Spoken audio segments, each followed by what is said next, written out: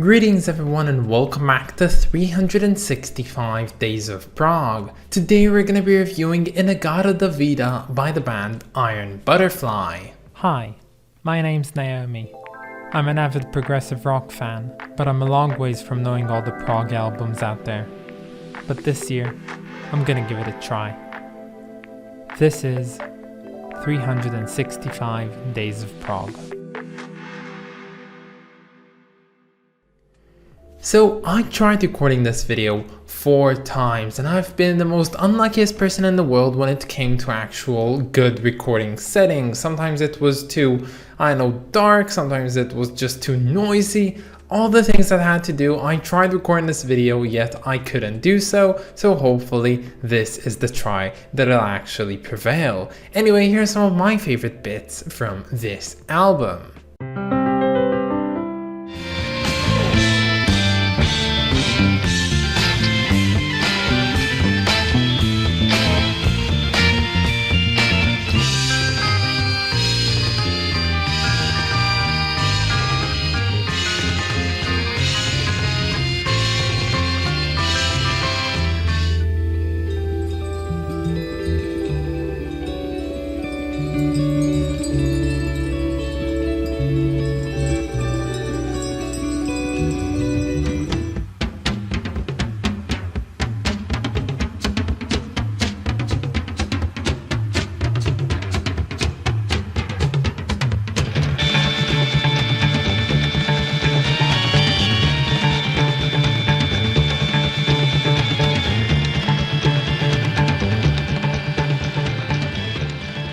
So today we're getting into a proto-prog band. Now, as it happens, this is a great timing because lately I've been thinking quite a lot about this technical subgenre of prog called proto-prog, which for anyone who doesn't know, basically means prog that came before progressive rock was invented. Now I'm using that word scarcely because I'm not entirely sure that invented is the right word for it. You see, progressive rock is widely considered to have begun with King Crimson and with their debut album called In the Court of the Crimson King.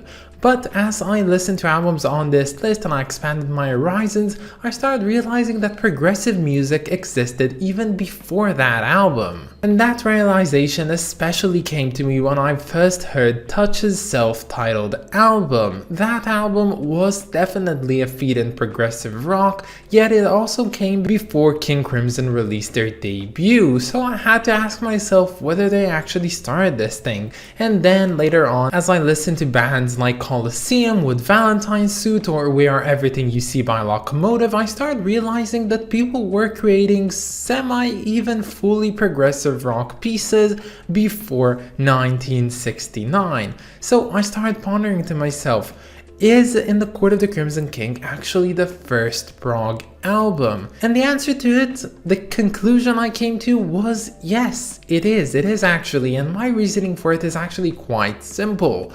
Despite seeing a lot of progressive music before that, and I'm saying a lot, blessingly, let's say, you really don't see a lot, but you do get to see some progressive songs.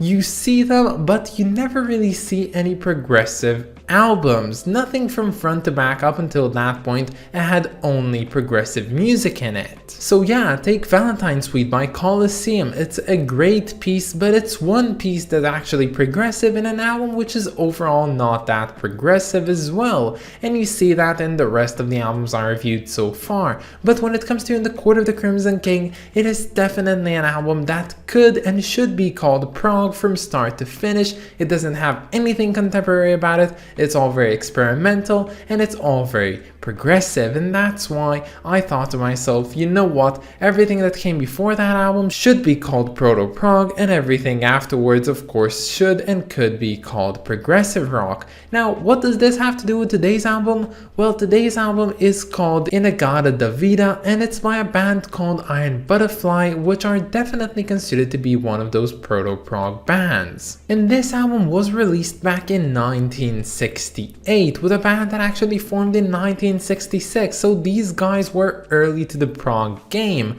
Yet, as I said, I don't believe that there is any prog album from start to finish up until 1969, and that holds true to today's album as well. Now, before I get too deep into the philosophical ideas any longer, let's talk a bit about this band. So, as I said, they formed back in 1966 in San Diego in the USA, so of course it's already a stark difference to what most people call the start of prog, which quite inevitably happened in the UK. And these guys, well, reading the Wikipedia article about them, there's a lot of confusion, especially when it comes down to the members of the band. But in retrospect, we can all say that Iron Butterfly was a very fluid band when it came to its members, with people coming and going basically on a yearly basis, and since forming, these guys couldn't take the fact that they were so constantly shifting that alas they disbanded in 1971. Now they did reform in 1974 and a few more times in the future, but nothing really matched their run in the later 60s and early 70s. Now to conclude it all, these members, all of the people that joined and left the band, mainly left the band, was due to one reason mainly, and that was creative differences. Now we hear that a lot, but what this means with this band in particular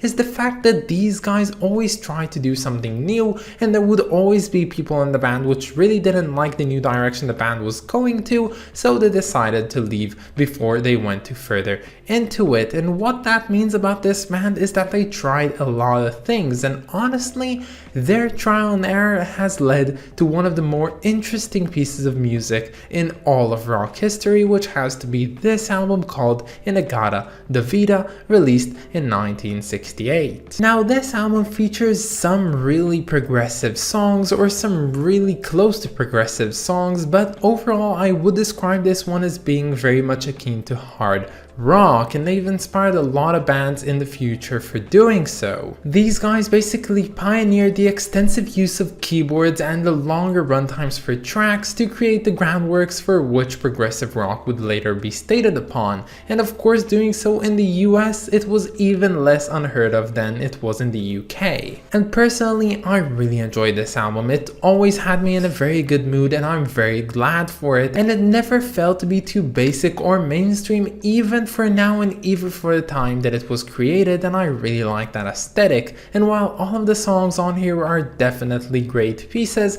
we can't really look past the one large looming piece on here, the title track called In-a-Gadda-Da-Vida, with its 17-minute long runtime. Now this isn't your suite with the various subsections and motifs and movements, that's nothing of that, that wasn't invented quite yet. This song was something that was sort of popular at the time, not really, and that's a song which is basically a very short track with a huge improvisation piece in the middle. Now the thing is with this one, it was extensively long even for its time, and 17 minutes of runtime is not something that people were used to. Actually, people were so unused to this that the radio version of this one cut it from 17 minutes all the way to 3 minutes, and that version became a huge radio hit, turning to the top 30 charts in the US. And this title track was definitely groundbreaking, although I don't see it as anything really new, seeing as there was just a lot of improvisation in the middle which took most of its runtime. But as I said, it did manage to create some new wave in rock music, and a lot of bands would later refer to this one specifically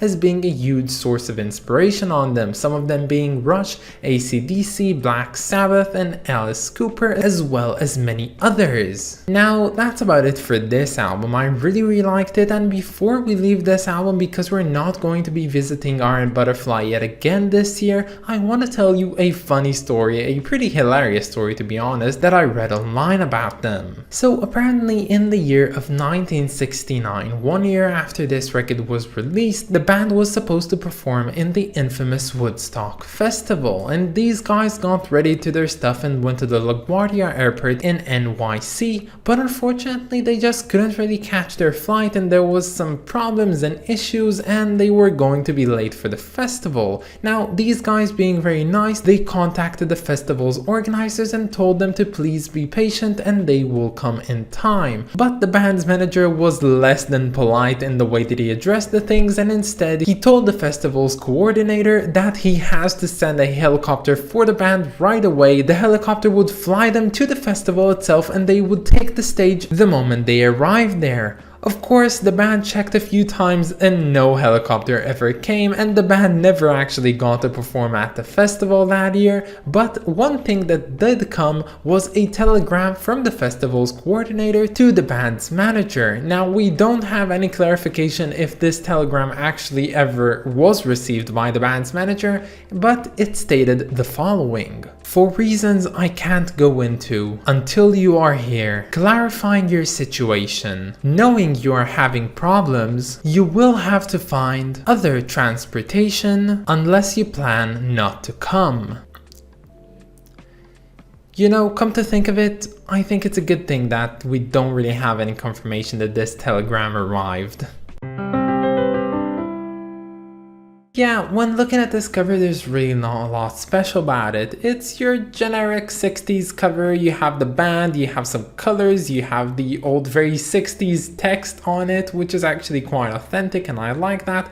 But honestly, it doesn't really make me feel anything. But I will say one thing, it is fairly recognizable, and I remember seeing this cover a while ago and somewhat not forgetting about it despite it not being that special at all, so I guess something was done right. This album, it's a cool album. It's definitely a testimony for proto-prog actually being a good subsection of prog, and I like that very much, and for that it's gonna get a rating of 8 out of 10. But that's about it, guys. I hope that you enjoyed this video and stay tuned for tomorrow because we're going to be reviewing Queen 2, the second album by the band Queen. What a surprise that is. I of course want to thank my lovely supporters over on Patreon, so thank you so much to Clay Warren, Rist of Kings and Lindsay Haycox. You guys are definitely the best, and if any of you want to support me over on Patreon, you can find the link down in the description or in my about page. But that's about it, guys. Have a wonderful day and I'll catch you all tomorrow. Bye, guys.